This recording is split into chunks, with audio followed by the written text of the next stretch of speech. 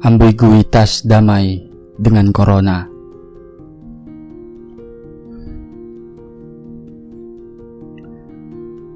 Sewaktu kau ditilang polisi, lantas membayar barang selembar kertas rupiah merah dan kemudian dilepas oleh mereka, apa itu yang disebut uang damai?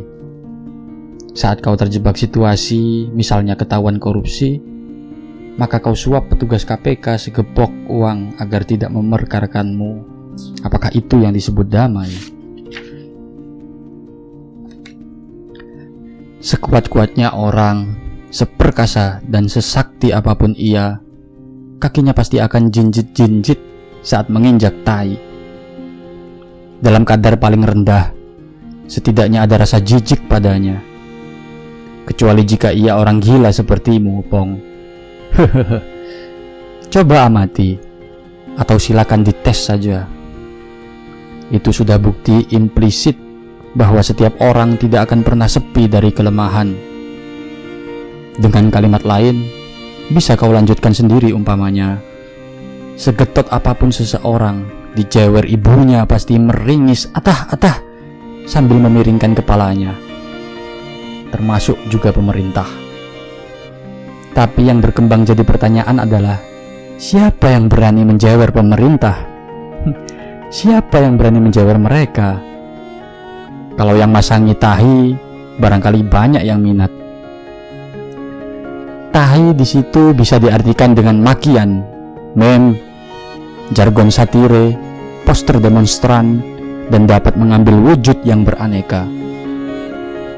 Tidak ada pasal dalam UU ITE yang akan mendakwa imajinasi, kan, Pong? Mari kita berimajinasi seperti SpongeBob. Seumpama tentang kasus kemarin, Pak Demo, Mahfud MD melempar umpan lambung jokes dari Lord Luhut papamu tentang coronavirus yang diibaratkan istri. Lelucon itu terlampau seksis, bahkan dinilai banyak kalangan sebagai misoginis dan sangat kental dengan narasi patriarkal. Akan tidak menutup kemungkinan jika ada satu orang ibu atau bahkan lebih yang kepingin menjewer mereka lantaran tersinggung. Tapi siapa? Kalau lembaga legislatif tentu beda treatment. Dahulu, semasa MI, aku dan teman kelas sengaja mengambil lemah kuburan atau tanah di makam, plus hewan yang bernama undur-undur, untuk diselipkan di bawah taplak meja agar Pak Sutaman, guru mata pelajaran bahasa daerah kami, lekas mengantuk sehingga kami bisa leluasa bermain-main.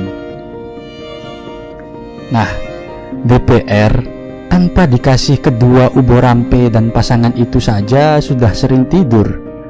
Lebih-lebih jika mereka dikasih tanah kuburan dan undur-undur di taplak mejanya. Bisa-bisa mereka tidak pernah tidak ngantuk dalam sisa hidup mereka. Tapi sebenarnya itu hanya intro saja, Pong.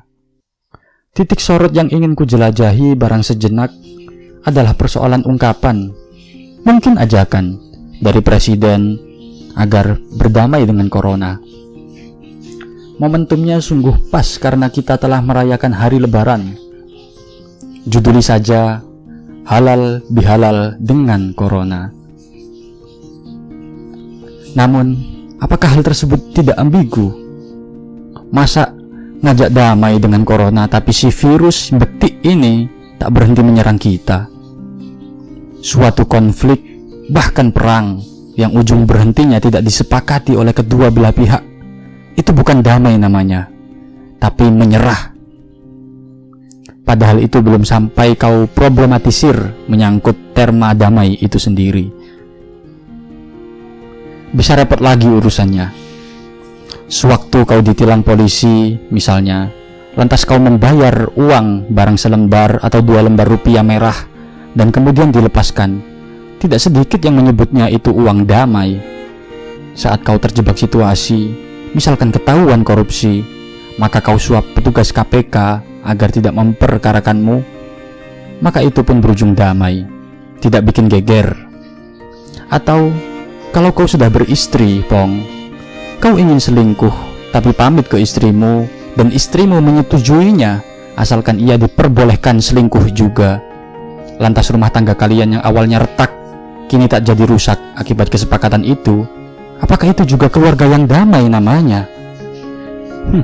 Bisa-bisa nanti bersekongkol dengan setan yang merupakan musuh bebuyutan kita dengan melakukan santet untuk menjatuhkan tirani di sebuah negara. Apa itu juga damai namanya? Jadi perdamaian itu macam apa, Bong? Wujudnya konkret ataukah abstrak? Ia sebuah nilai ataukah unsur? Metode, kaifiyah, tujuan, atau kebutuhan selayaknya makanan? Kira-kira ia itu substansi atau aksidensi? Tuh, jelimet. Agaknya tidak bisa dibahas rinci-rincinya dalam tulisan ini. Yang kudapuk sebagai titik aksentuasi menyangkut hal itu sebetulnya adalah fakta bahwa segala sesuatu sejatinya tidak dapat dipatenkan hukumnya secara final seolah-olah ia berdiri sendiri. Pasti ada latar belakang dan faktor lain yang melingkupinya. Maka dari itu, narasi bertajuk "Berdamai dengan Corona" pun tidak bisa didaulat sebagai kalimat yang patut dan layak. Buktinya, sekarang kan direvisi dengan "Hidup berdampingan dengan Corona". Masih banyak wilayah abu-abu pada hampir setiap hal, Pong. Ambiguitas tidak dapat ditiadakan secara total sampai nihil. Paradoks akan nyaris selalu ada. Atas dasar itulah setiap hari sebagai muslim kita diwajibkan sholat 5 waktu dengan sekurang-kurangnya 17 kali Al-Fatihah yang di dalamnya terkandung ayat Ihdinas Syiratal Mustaqim. Hanya wong yang tidak pek dan nyelulu saja yang merasa dirinya selalu benar dan begitu yakin pada jalan yang sedang dilaluinya. Karena hidup ini sangat dinamis. Hari ini kau tidak tersesat, sejam kemudian bisa saja berbelok nyasar. Sekarang tidak mencuri, siang nanti bisa jadi malah korupsi. Detik ini begitu alim dan warok, sedetik kemudian mungkin saja serong dan nyosor. Banyak yang tidak menentu, Pong. Misal kau memberiku uang, sementara aku adalah orang suku pedalaman yang kelaparan dan sekadar butuh singkong, pisang, atau sagu.